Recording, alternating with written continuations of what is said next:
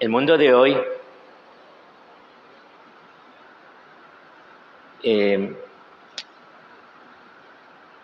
invita muchas veces a que pensemos en las cosas buenas que hacen los demás, que nos fijemos en las cualidades y no en los defectos. Y sí, podría estar bien, pero perdemos de vista algo muy importante. Y es una frase que está en la Escritura. El que te adula es tu enemigo. Quien adula es el enemigo del desarrollo de la otra persona. Una vez escuchaba algo muy interesante de un psicólogo que decía que a los niños no hay que felicitarlos por sus logros, sino por el esfuerzo. Si se esfuerzan, entonces felicitarlos por el esfuerzo, pero no por los logros. Porque no se trata la vida de logros. Fíjense qué interesante esta palabra que hoy nos da el Señor, que es para nosotros y qué importante es infundírsela a los niños también. Dice, el que quiera venirse conmigo, empieza así, el que quiera venirse conmigo. Empezando por ahí. ¿Tú quieres ir con Jesús? ¿Tú quieres que tus hijos vayan con Jesús? ¿O que vayan con el mundo? Según la mentalidad del mundo. ¿Qué es lo que quieres? Porque ir con Jesús significa, eso es lo que va a explicar ahora, ¿qué significa? El que quiera venirse conmigo, uno, que se niegue a sí mismo. O sea, la vida aquí no es para que tú busques cómo realizarte, cómo aparecer ante el mundo feliz según el mundo, no. Lo primero, si tú de verdad quieres seguir a Jesús, y el punto es que fuimos creados para seguir a Jesús. Primero, que se niegue a sí mismo. Acostumbrarnos nosotros y acostumbrar a los niños, por ejemplo, a negarse a sí mismo. No darle gusto en todo. Acostumbrarse que la vida normalmente es contraria a nuestros gustos. Que se niegue a sí mismo, que cargue con su cruz. ¿Qué es la cruz? Miren ahí, Jesús entra en la cruz por nosotros. La cruz no solo era una forma horrible de matar, sino que era como un escarmiento para todos. Para aquellos que se atrevían a enfrentarse al imperio, mira lo que te va a pasar si tú te atreves. Pero Jesús toma ese signo de ignominia y lo convierte en el signo de la salvación.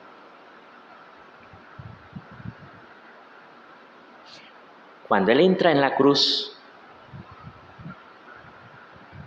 no entra porque los romanos inventaron la cruz, sino que Él entra para darnos a nosotros el perdón de los pecados. Por eso, si ustedes leen el catecismo, a la pregunta, ¿quién mató a Jesús? ¿Serían los judíos que lo acusaron, que lo condenaron?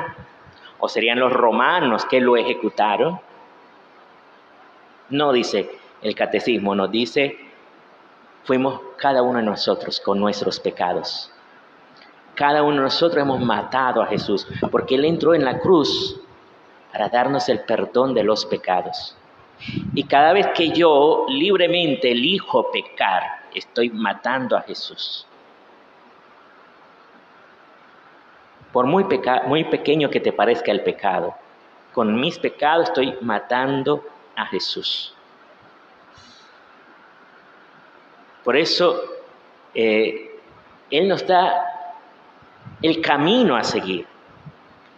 No se trata de un ejemplo simplemente, sino que es un camino a seguir. Que cargue con su cruz y me siga. Jesús entra en la cruz porque es la voluntad del Padre, para mostrarnos el amor a nosotros, para darnos el perdón de los pecados. Entonces la cruz para nosotros, ¿qué significa cargar con la cruz? Significan los sufrimientos por hacer la voluntad de Dios. Cuando el cristiano hace la voluntad de Dios, muchas veces eso implica un sufrimiento. El amor, por ejemplo, entre los esposos, que se entregaron con mucho entusiasmo, con mucha ilusión el día de la boda, después en el transcurrir de los años tienen sus dificultades y muchas veces se hacen sufrir el uno al otro. Cargar con la cruz significa seguir amando a ese esposo, a esa esposa en medio de esas situaciones difíciles. No mandarlo a la porra porque ya no te aguanto.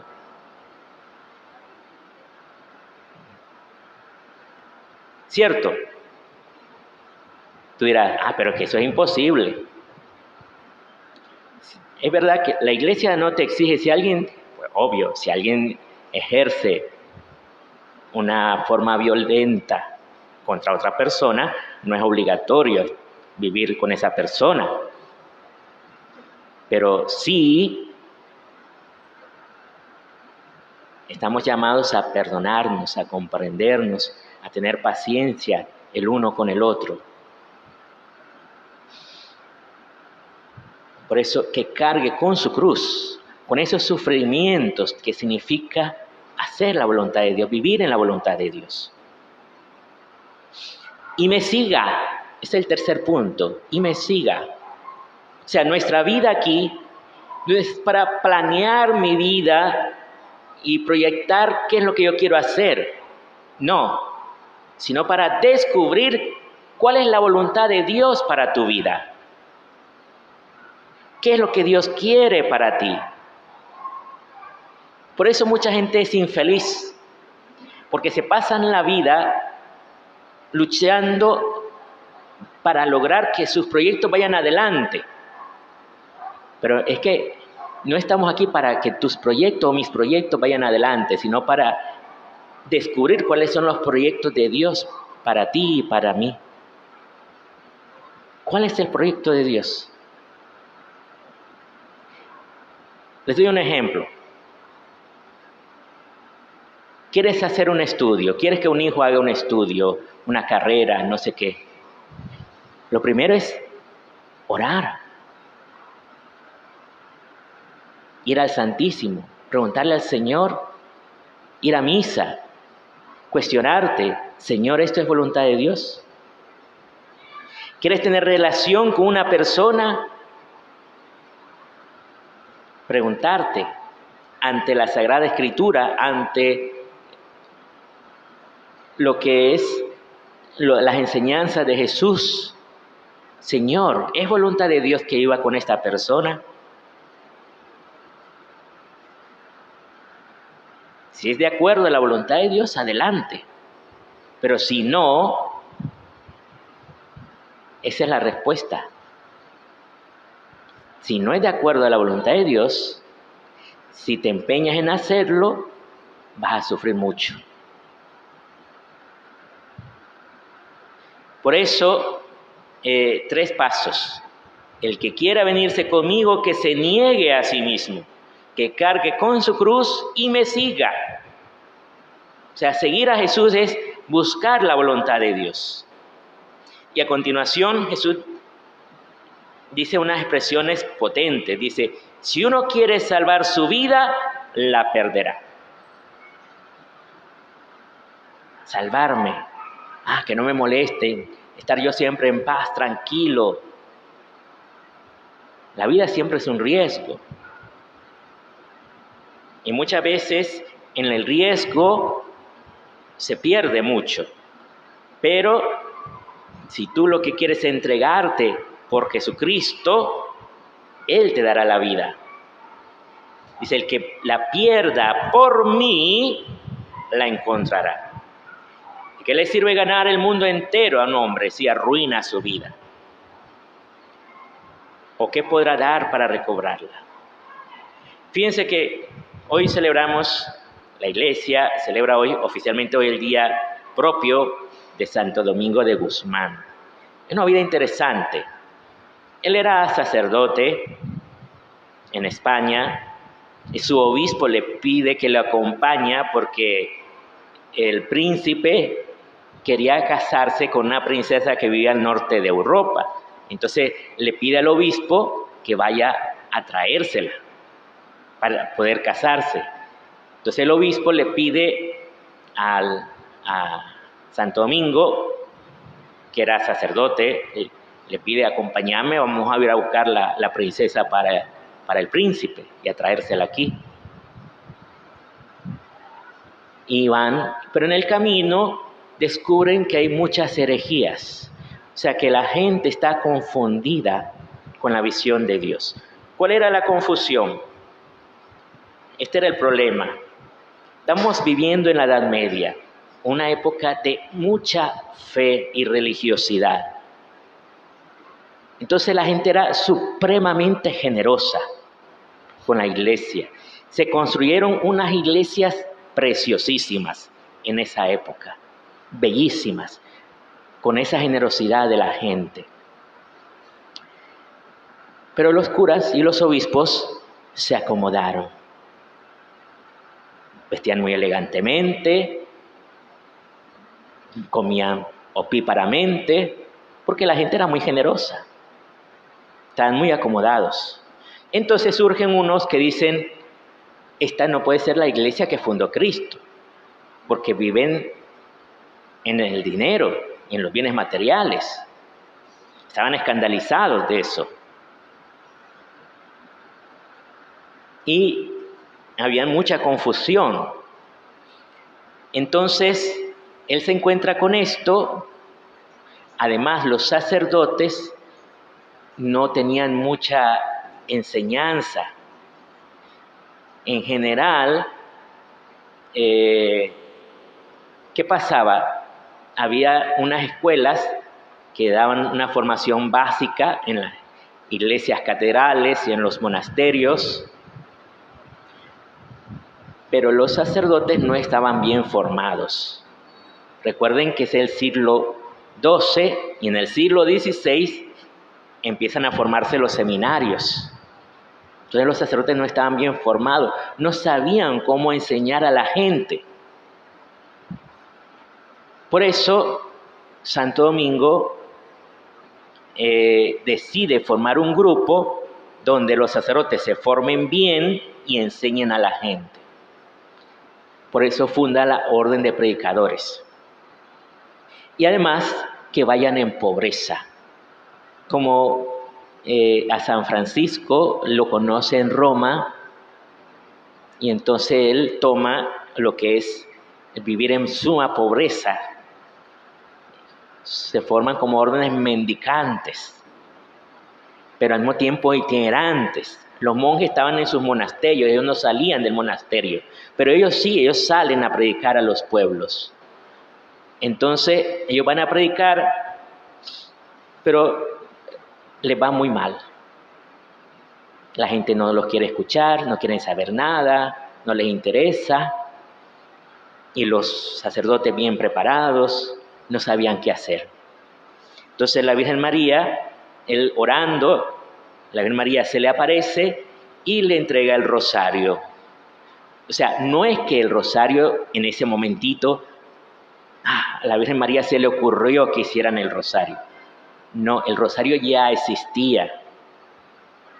Ya desde desde los primeros siglos de la Iglesia, el siglo IV, V de esta era cristiana, ya existía el rosario, aunque no como lo conocemos hoy, porque la segunda parte del Ave María, por ejemplo, no se conocía, solo la primera parte del Ave María, que es la parte bíblica, la otra parte más como de oración y de fe. Entonces, la Virgen María le entrega el rosario y así, aunque no habían todavía los misterios, no había todavía esa segunda parte de la Ave María, ellos empiezan a usar el rosario. Y allí la gente empieza a cambiar cuando ellos rezan el rosario. ¿Por qué? Porque se dan cuenta que no es solo algo, o sea, anunciar a Jesucristo no es solo puede ser algo intelectual, tiene que ser algo sobrenatural, hay una obra de Dios. Y esto es lo que hace que empieza a convertirse mucha gente a la fe verdadera. Por eso, bendigamos al Señor, porque suscita a personas que anuncian a Jesucristo en cada generación, que vivan mostrándonos el amor de Dios en las generaciones que estamos viviendo en cada momento.